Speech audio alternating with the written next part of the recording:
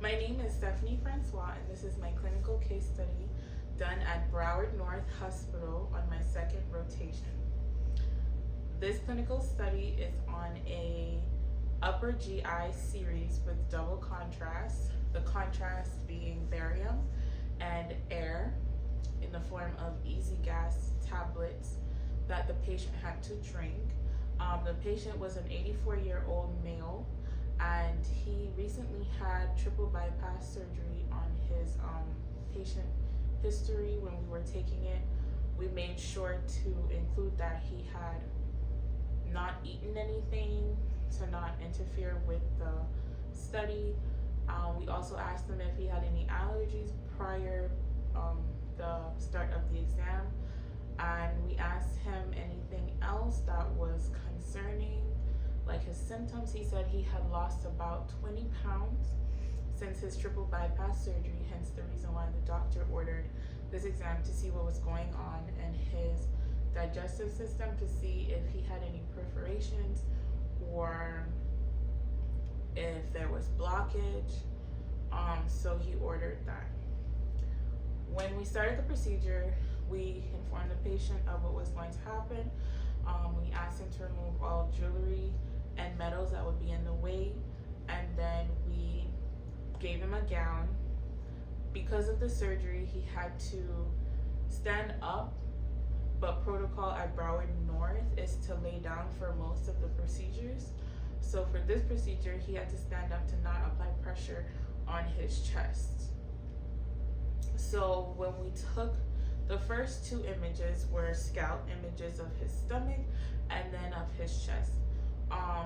Upon looking at the pictures with the radiologist to confirm that we could continue with the procedure, he pointed out a few things that he saw on the scalp not relating to the small bowel, the upper GI study.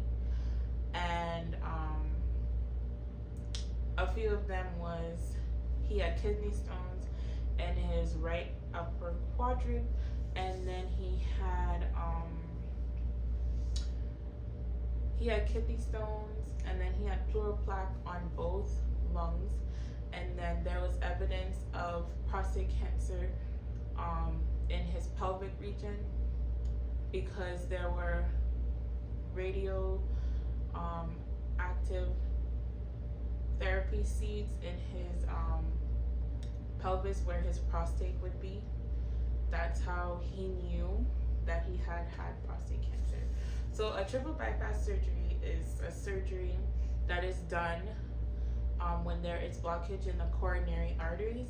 So they make a whole new route for the blood to travel through the heart. And he complained that he did have chest pains when it came to like before the triple bypass surgery.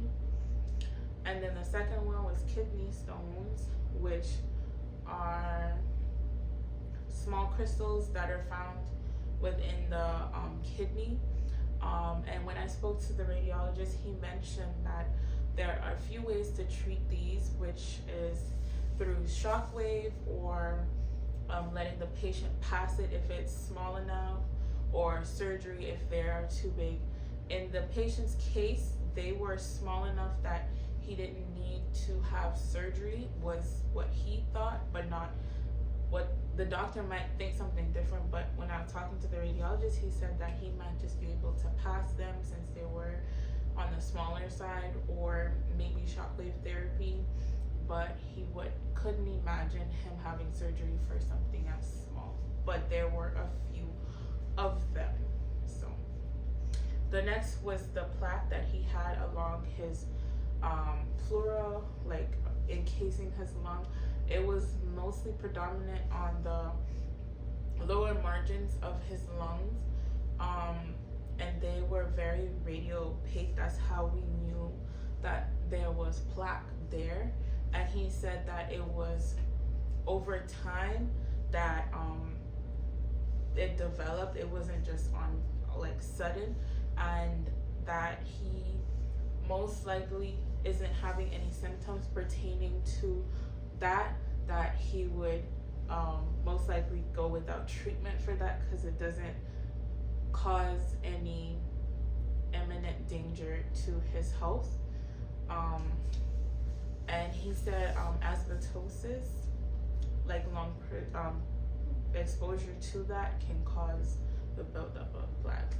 And this is just a picture here showing the evidence of how how the radiologist knew that he had prostate cancer before, because in his KUB, this is not his KUBs or any of these pictures or his, it's just examples of, you can see the little seeds in his pelvis. And yeah. So for the study, when we did the study, the complete study, the radiologist looked at it and he couldn't see anything that was immediately wrong that would cause him to lose weight. So I still don't know what the diagnosis is, but I thought I'd use this case study since he had many different things going on in his body, with the kidney stones, the plaque, and then the evidence of cancer and his prostate cancer.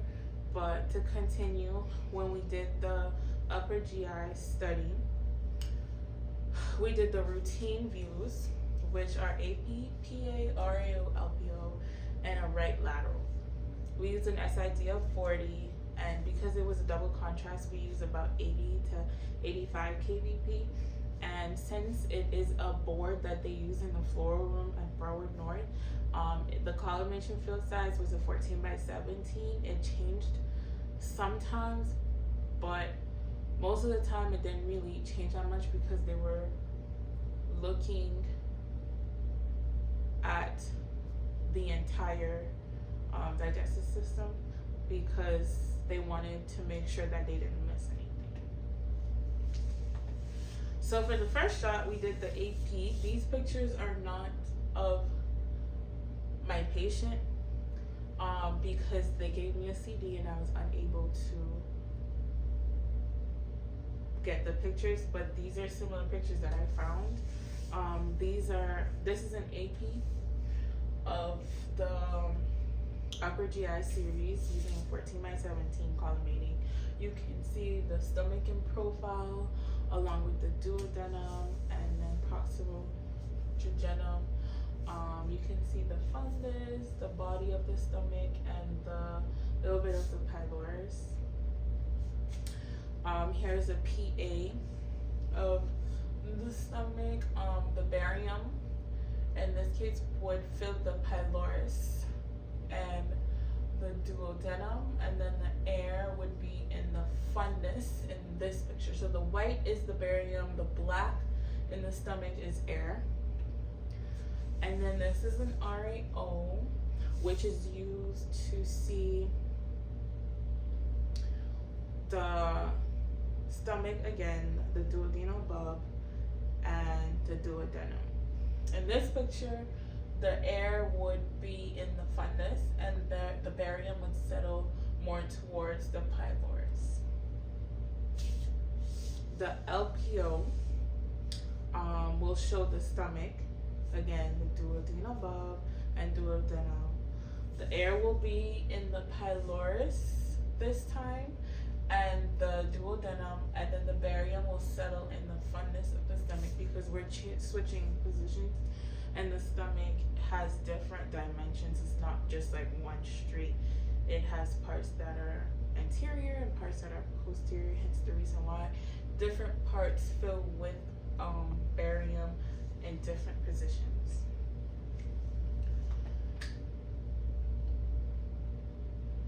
Then we have the right lateral, which is used to see behind the stomach and to make sure that there isn't anything happening behind the stomach. The air would be in the fundus and then the barium would settle in the pylorus and the duodenum. And after the procedure was finished, we made sure that the patient was comfortable. We gave him a barf bag in case anything wanted to come up, and then we let him get dressed, and we let him know that the doctor would get back to him with his results, Again, once we talked to the radiologist, looking over the images, he said he couldn't really tell right in the moment. So I have yet to know what his diagnosis is or the cause for his weight loss after his surgery.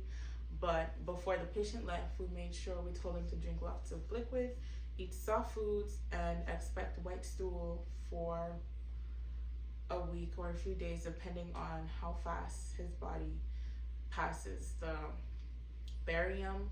And then if he's having trouble going to the bathroom, because barium does absorb a lot of liquid, so if he's not intaking much liquid, that he should use some laxative to help the barium move along his digestive system. And that is it for my presentation. Thank you.